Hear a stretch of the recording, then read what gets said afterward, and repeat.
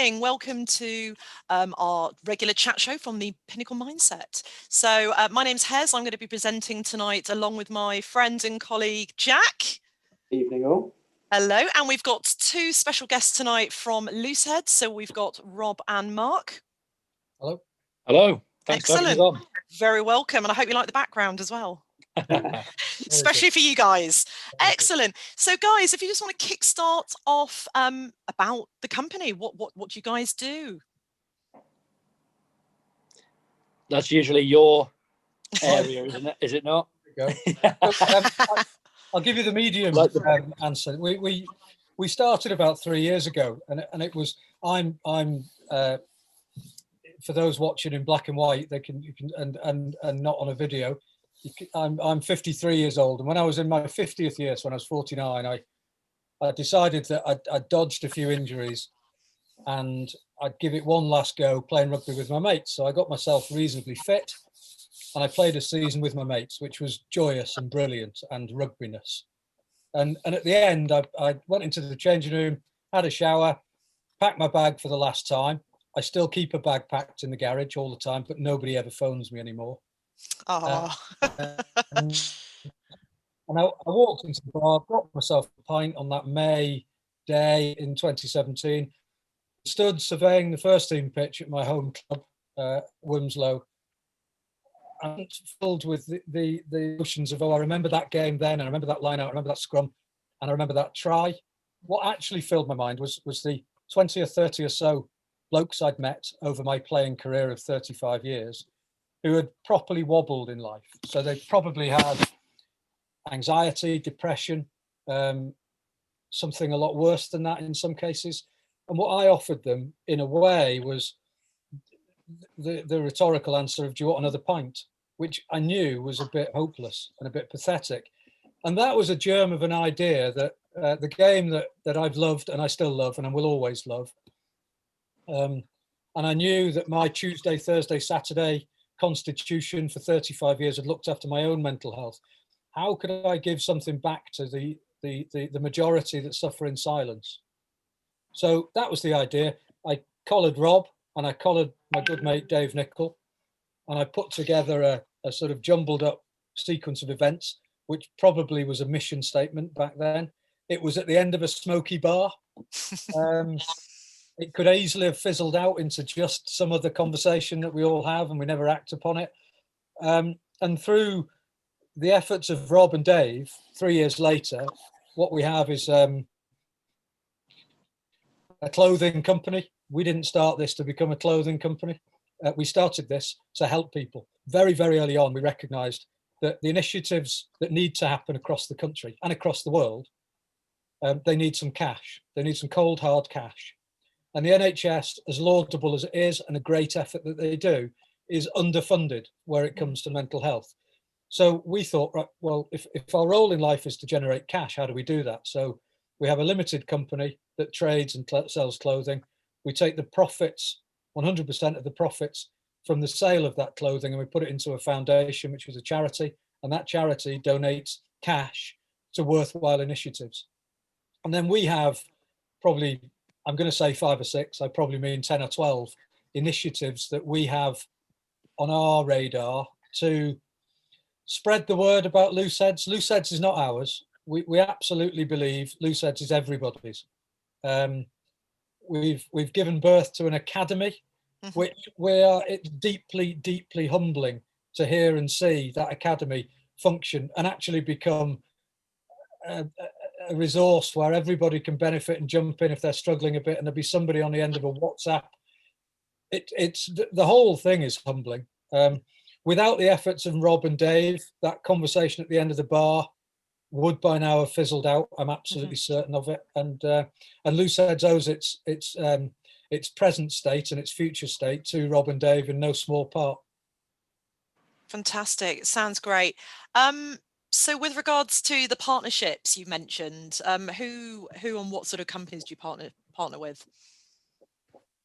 So we have a relationship with 4 or 5 mental health organisations. So one is, for example, a company called Team Mental Health up in the Northwest where I'm based.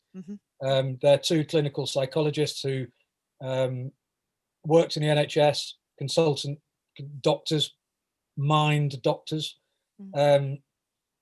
They realised the underfunding status, and they realised that what they were actually involved in was the cure, and nobody was involved in the prevention. And in life, it's better, much better, probably 20 times better to prevent rather than cure. So they left full-time doctoring and set up Team Mental Health. And it's through them that we've been on our vertical learning curve. But we understand about rugby. We really don't understand about mental health. And I think that's not a general admission. That's just a state of mental health and the way we all regard it. It's not the same as physical health. And one thing we want to do is normalise that conversation. We absolutely know we will not, and we may never. But that doesn't mean we shouldn't try. Totally agree. And this year more than ever, I guess you'll all be in agreement with, has been a testing time for everybody. And I think the social media awareness and people getting in contact with their friends and family has been probably closer than ever. Obviously, mental health is a massive issue. I suffer from it. And I think, for myself, as being part of your academy as well, I've made a lot of virtual friends, and I think just because you can't see anyone doesn't mean that they don't care and they don't understand. And what you guys are doing is not just helping one person, but it's helping a lot of people. Whether it's the brand awareness, whether it's you just want to text someone because you're having a low day.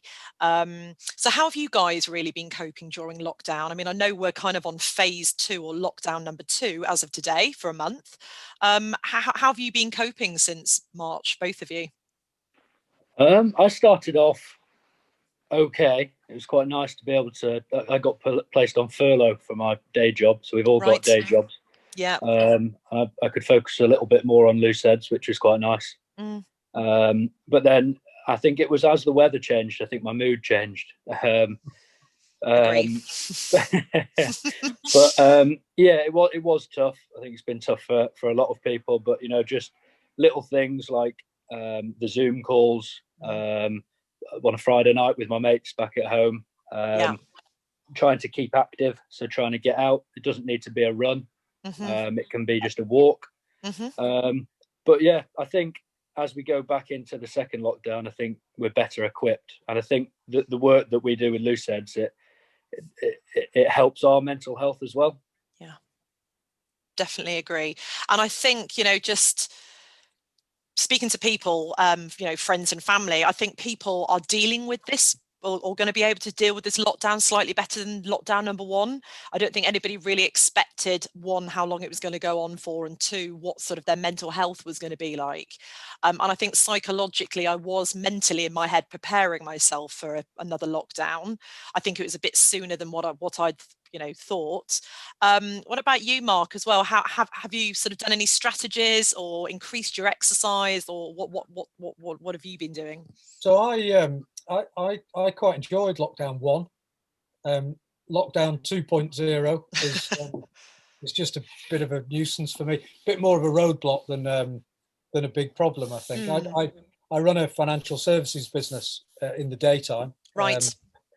And that's I've just been hugely conscious in the last 7 or 8 months that some people in my network, some mates of mine my age, their complete industries have dried up. Yeah. A couple of lads who work in the hospitality industry, and I'm thinking, oh my lord. And there's me wittering on about, we've had a 5% decrease in turnover.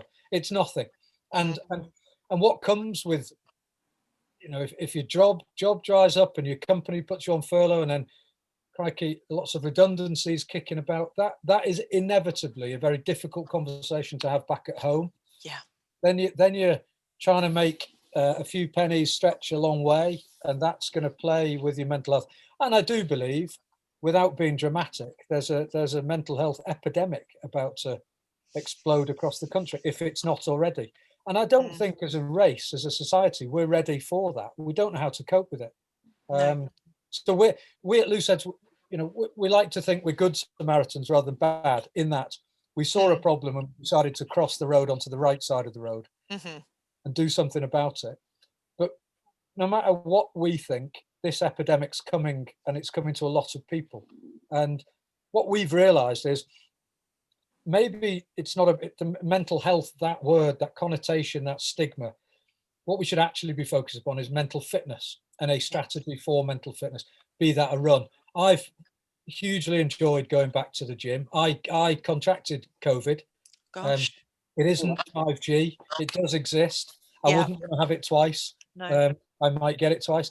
But I've really enjoyed, exactly as Rob said, you don't have to go out for a 10-mile run. You can just go out for a walk and smell the fresh air. And I think Exactly. we all just need to look after ourselves a bit and almost give ourselves permission to look after ourselves. Yeah, I agree. I think also, I think lockdowns taught quite a few people things, like for me, taking a step back from life. Because I think before March, before all this kicked off, I was here, there, everywhere, doing 1,000 things at once, brain everywhere, getting stressed, not eating properly, probably doing little exercise as possible, even though I play rugby. I sure, you agree with that as well, Jack. What's kind of your strategy been for the last 6 or 7 months? Yeah, lockdowns, rough on everyone, I think. Work from home for me was something I hated. I found it really hard to be productive from home. I had a very stressful job. I've just lost it through redundancy last week, actually. Oh, gosh, sorry. Not the end of the world. First place, I'm upset about it, if I'm honest. But I think for me, there were three main things actually that got me through lockdown. One, I'm a huge believer in talking about mental health. I see a therapist every week, so I find it easy to share it rather than keep it inside. Good, yeah. Keeping it inside doesn't do anything but make it worse. But sharing it means you can solve it, you can find a solution. So my therapist every week for the past 2.5 years, fantastic. Getting outside, like Rob and Mark said, doesn't have to be a run. Sometimes just going for walks, And I think the third thing is I was quite lucky to isolate my partner for the second half of the lockdown once he's got a bit over. So that was having my partner around, made a huge difference as well. But that was it, really. It was talking about things, good company. Zoom calls for rugby boys were fantastic. A few forgotten nights, I think, from that, in all fairness. Yeah.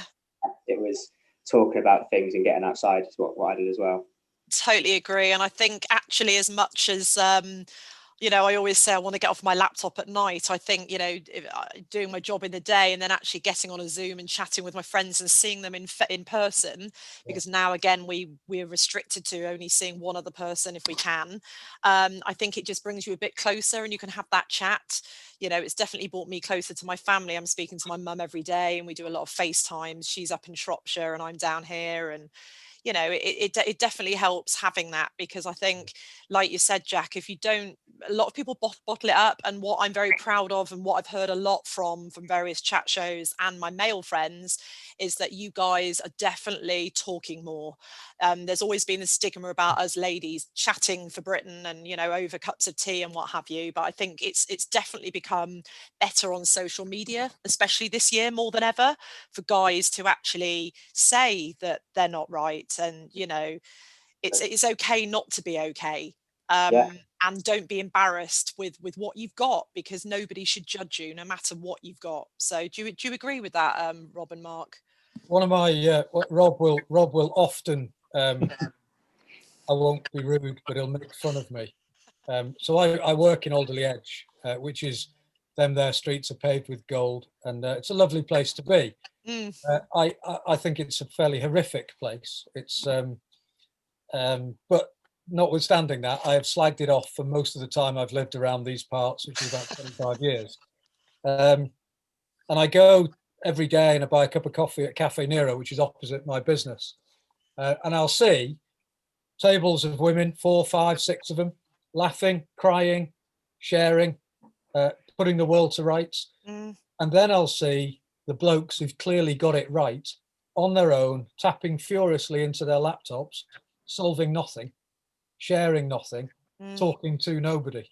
And I've often thought, I've thought this for probably 5 years, if men are from Mars and women are from Venus, I wonder which planets got it right.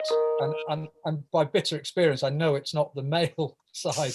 But the other thing is, one of our ambassadors, a a girl called Nikki Cowell who plays for Sale 1861. Over lockdown, her father, who has had his own mental health struggles, tragically committed suicide. And a few weeks after that happened, which was a massive shock, she played a 12-hour tennis game.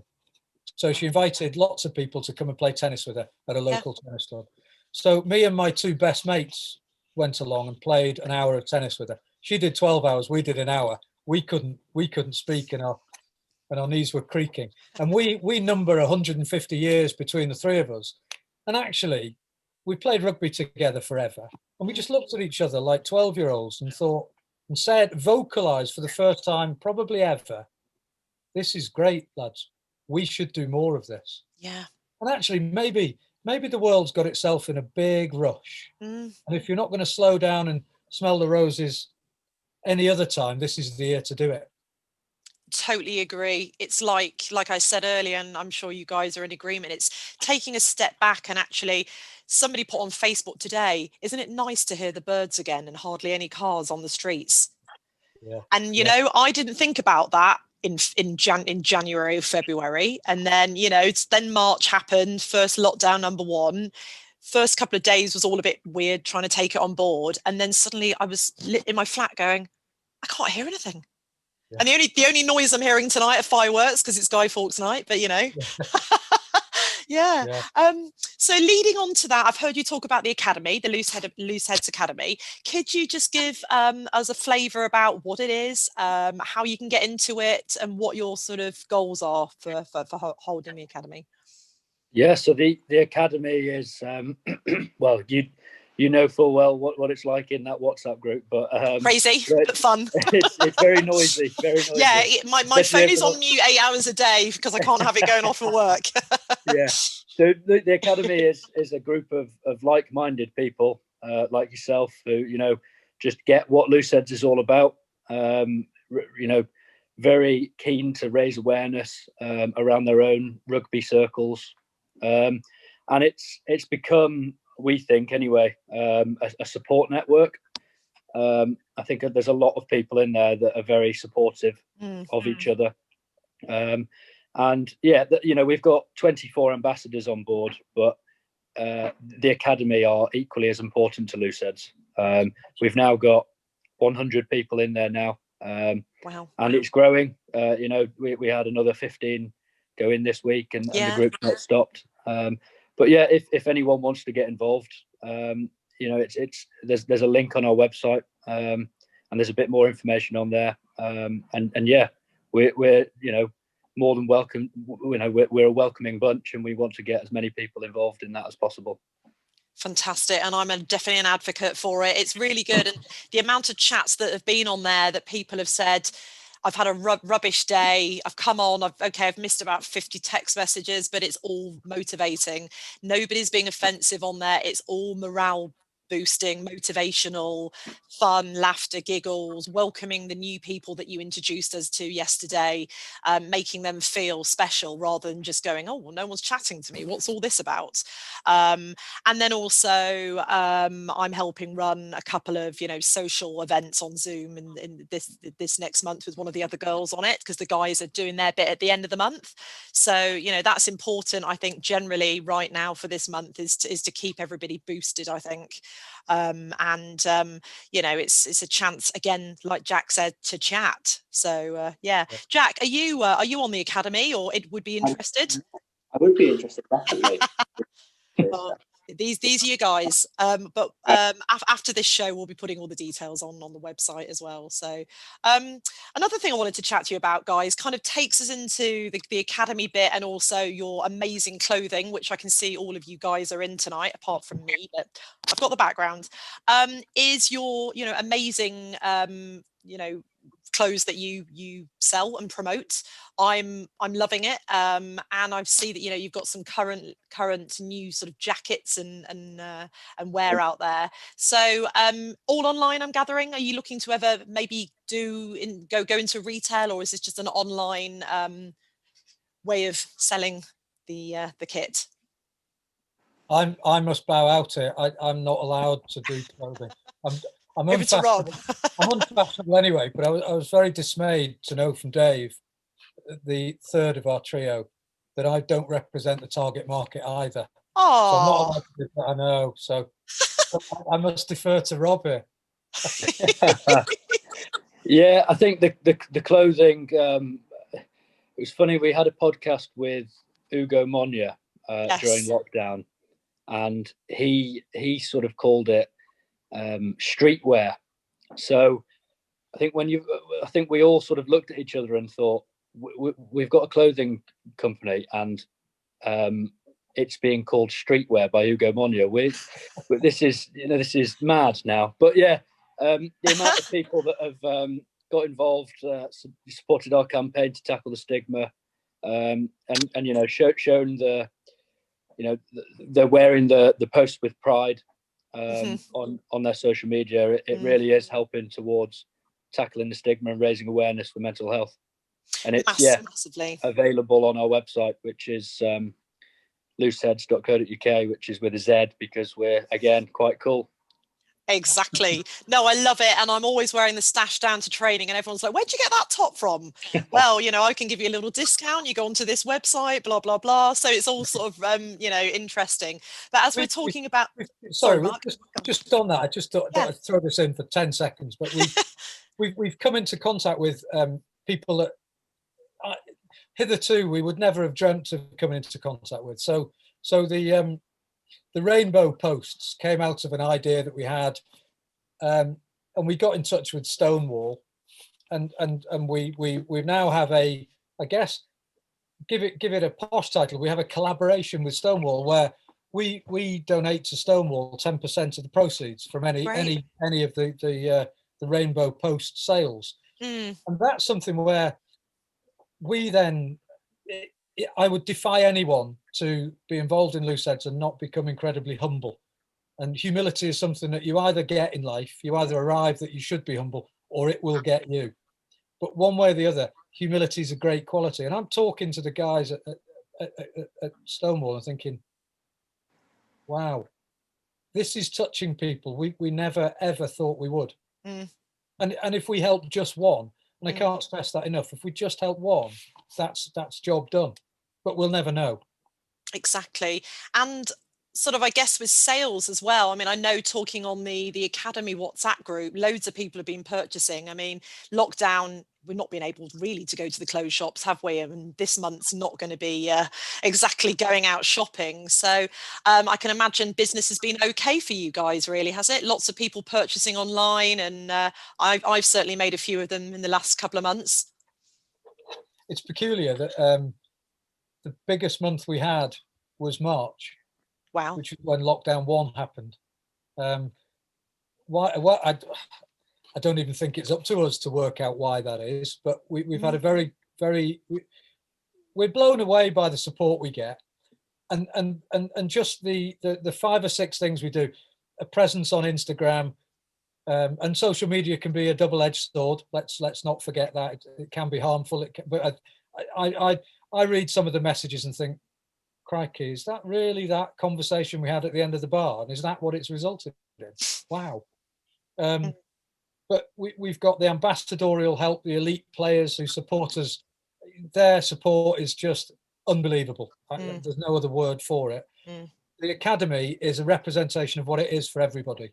And I always had a belief, I always have a belief that rugby union is God's greatest sporting gift to the world. And we can make that a ubiquitous thing across the world. And that's our guiding light. So the clothing sales fall out of that following. It's not the other way around. We didn't start to be a clothing company. We look at each other and think, how on earth did we get here? But the fact that we are here means we've got to carry on. So. Well, exactly. And you're just getting more and more support. It shows with the more, with every other week, you're probably getting all, new ambassadors coming. So it proves that word is spreading. People are keen. People are enthusiastic. They've also got the time now as well. So linking onto that, and we touched about it earlier, was the I Am Enough campaign. I am massively strong on this. Hence, I bought the T-shirt with the logo on the back of it. Totally, that was another. It's a whole nother subject, but being a female rugby player as well, I think it's good that we don't want that stigma of, a model having to wear clothing. We want to be, it's a real representation that rugby is for everybody. Jack, I'm sure you're aware of this as well. It doesn't matter age, size, gender, whatever.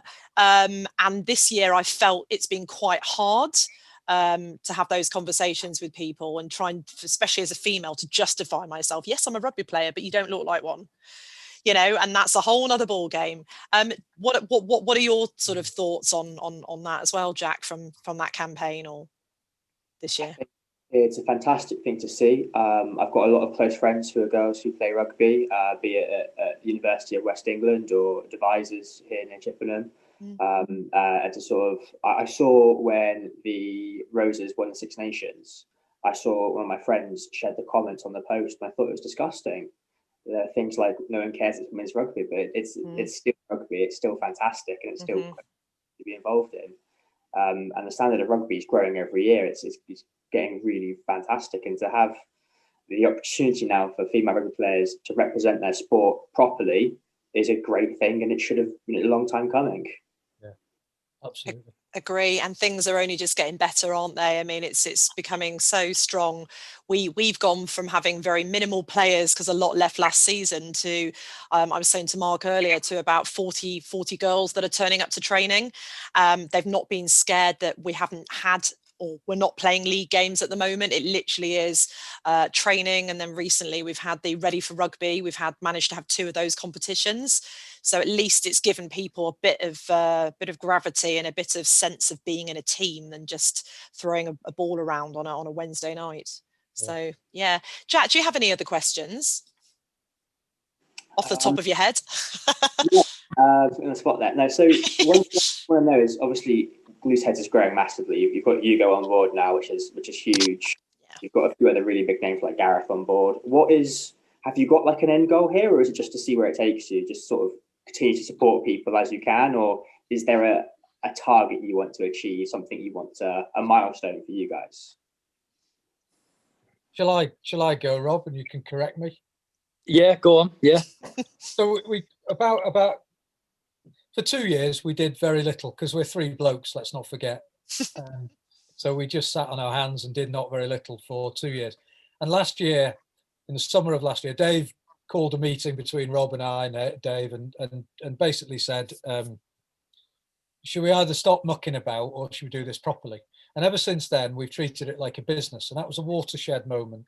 So I'm a gnarled old rugby player, but I'm also quite a gnarled old accountant by training, and I've been in business for a while. And comfortably, Looseheadz is the most enjoyable thing I do, comfortably, by a mile. And each week we meet for 90 minutes. Once every quarter we meet and we set the next 90-day objectives. Every year we meet and we review the year, and we talk about where we've been, where we're going, and where we are, in order to set those short, medium and long-term objectives. And the beautiful thing is we've got a mix of strengths. So I look after the numbers, allegedly. Dave he's got magic spanners. He looks after all the marketing. He's a digital marketeer by experience.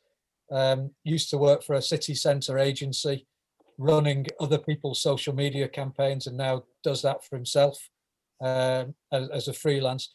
And then Rob, who's always had a fascination and an interest in sport, and has got that ability to connect and understand what people want.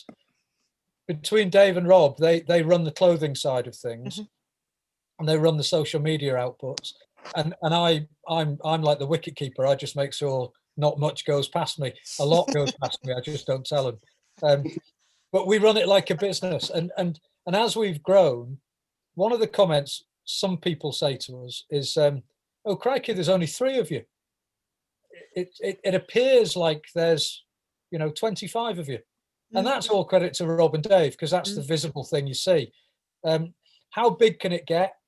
we don't know really. We had a conversation 2 weeks ago with a chap topically based in Washington State who was almost suggesting, and we need to follow it up, about can he represent Looseheadz in the US? Last week we had somebody approach us with a similar opportunity in South America. Wow.